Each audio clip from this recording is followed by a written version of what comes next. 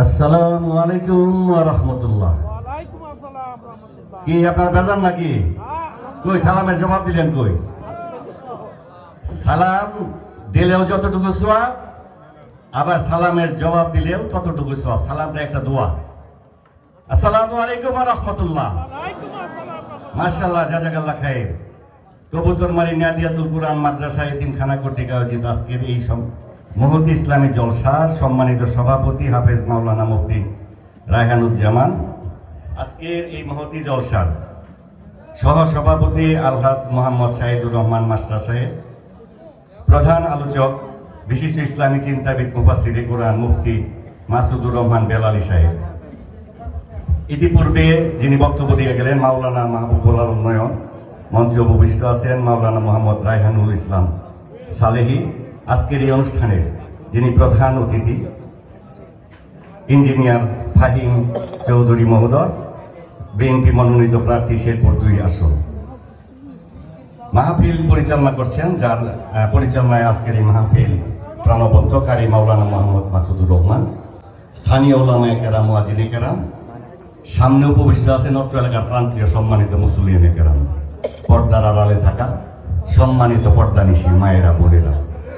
সর্বপ্রথম শুকরিয়া জ্ঞাপন করি মহান পাক রব্বুল আলামিনের কাছে, যিনি আমাদের আপনাদের সকলকে সুস্থ স্বাভাবিক রেখে এই ইসলামী জলসা বেহেশতের বাগানে আসার তৌফিক দান করেছেন।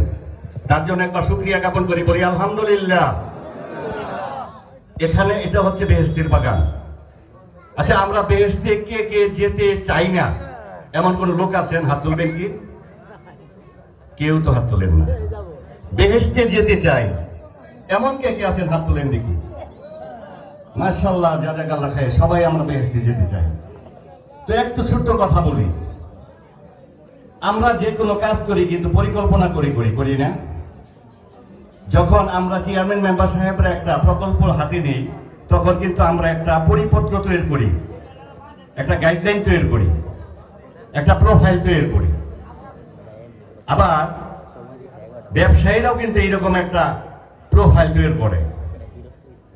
ঠিক কৃষক ভাইয়েরা তারাও কিন্তু একটা প্রোফাইল, তারা হয়তো খাতা কলমে করে না, কিন্তু মনে মনে কিন্তু করে না? যে কখন আমি জমিটা হাল চাষ করবো, এটা একটা নির্দিষ্ট সময়। যখন পানি থাকে তখন তার হাল চাষ করে না, পানি কমলে হাল চাষ করতে হয়, এটা একটা নির্দিষ্ট সময়। আবার কখন রোপণ করতে হবে, চারাটা রোপণ করতে হবে, সেটা কিন্তু একটা নির্দিষ্ট সময়, এটাও পরিকল্পনা। কখন সার দিতে হবে, সেটাও একটা পরিকল্পনা। সার কিন্তু 15 দিন পরে দিলে চারা মারা যাবে, 1 মাস পরে দিতে হবে, 3 মাস পরে দিলে কাজে লাগবে না, এটা একটা পরিকল্পনা না? আবার ধান কারা কেটে মাড়াই করে আবার ঘরে তুলতে হবে, সেটাও একটা পরিকল্পনা। কিন্তু আমরা তো সব বিষয়ে পরিকল্পনা করি। ইসলাম নিয়ে আমরা কি কখনো গাইডলাইন তৈরি করেছি?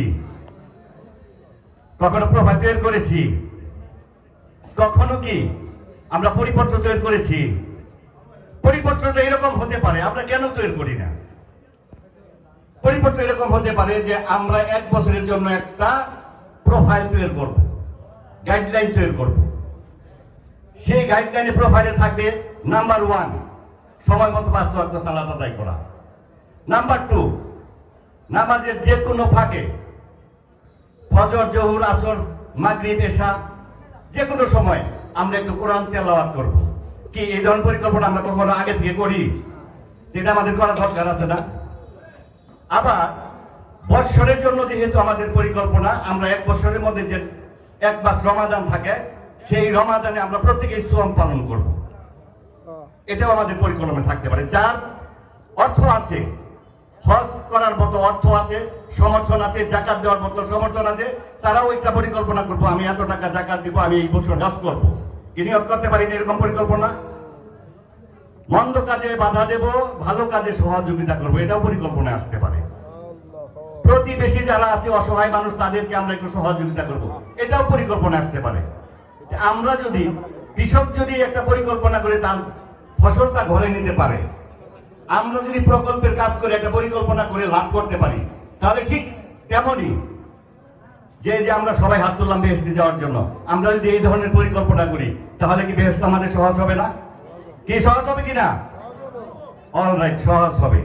সো আমরা আজ থেকে এই প্রতিজ্ঞা করি যে আমরা সবকিছু বিষয়ে যদি একটা পরিকল্পনার বনস্থির করি, তাহলে আজ থেকে আমরা প্রত্যেকে এই বনস্থির করবো, 5 ওয়াক্ত নামাজ আদায় করব, নামাজের যে কোনো ফাঁকে এক সময় আমরা একটু কোরআন তেলাওয়াত করব, আমরা যে কোনো অসহায় মানুষকে সহযোগিতা করব, যার হজ দেওয়ার জাকাত দেওয়ার তৌফিক আছে আমরা সবাই জাকাত দেব, হজ করব।